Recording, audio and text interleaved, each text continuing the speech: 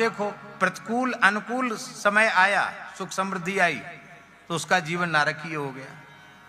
तो अनुकूलता प्रतिकूलता हो गई कि नहीं? और भगवान के शरणागत भक्त के जीवन में अनुकूलता आई तो अरे बोले अब तो खूब कमी नहीं है, चलो भाई जड़खोर में अब उत्सव करेंगे, अब बद्रीनाथ जी में कथा होगी, अब रामेश्वरम में उत्सव होगा, अब खूब ब्राह्मणों की सेवा होगी, खूब साधुओं का भंडारा होगा, खूब उत्सव महोत्सव होंगे। तो अच्छा हुआ कि नहीं हुआ? अनुकूल प्रारब्ध आया तो खूब उदारता पूर्वक अच्छे काम किए गए, भगवान की आराधना उपासना की गई, गौ ब्राह्मण की सेवा की गई, वो कितने जन्मों तक उसका पुण्य मिलेगा बोलो। अब प्रतिकूल समय आया तो बोले अब ज्यादा हाथ पांव नहीं पटकना, समय खराब है। बोले अब तो चलो वृंदावन चलो, मलुक पीठ चलो, महाराज जी से कहो महाराज इस समय धंधा पानी बिल्कुल नहीं चल रहा है, जैसी आराम हो रही है, अब क्या करें?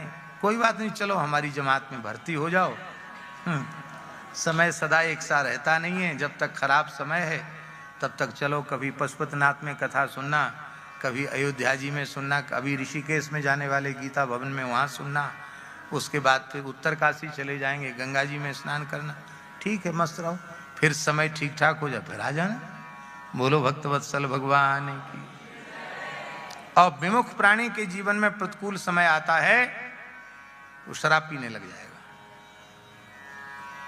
कुसंग में पड़ जाएगा, और कहे जिंदगी से तो मैं बिल्कुल बाज आ गया हूं, ऊब गया हूं, तो कभी सेल्फास की गोली खा लेगा, नहीं पंखा पर ही झूल जाएगा, कहो रेल की पटरी पर सो जाएगा, सर्वनाश कर लेगा। इसीलिए भगवान का अनुग्रह हमारे जीवन में हो जाए, यही सबसे बड़ी बात है। और नहीं तो ये ग्रह कुछ तुम्हारे, राम जी यदि तुम्हारे अनुकूल हैं तो ये सारे ग्रह प्रतिकूल होकर तुम्हारा कुछ बिगाड़ नहीं सकते, और राम जी सारे ग्रह तुम्हारे अनुकूल हैं, पर तुमने अपना समर्पण राम जी के चरणों में नहीं किया, तो ये सारे ग्रह तुम्हारे अनुकूल होकर भी तुम्हारा कुछ बना नहीं सकते।